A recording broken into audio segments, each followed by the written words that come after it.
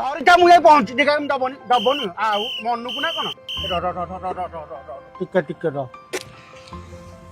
ଚାଲାଣ କାଟିବ ଟି ବାବା ସମୟ ନାହିଁ କେତେ ଟଙ୍କା କୁହନ୍ତୁ ଚାଲାନ୍ତୁ ମୁଁ କାଟିଦେବି ହେଲେ ଆପଣଙ୍କ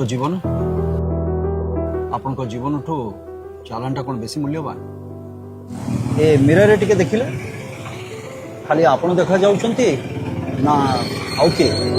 ବାପା କ'ଣ ହେଲା?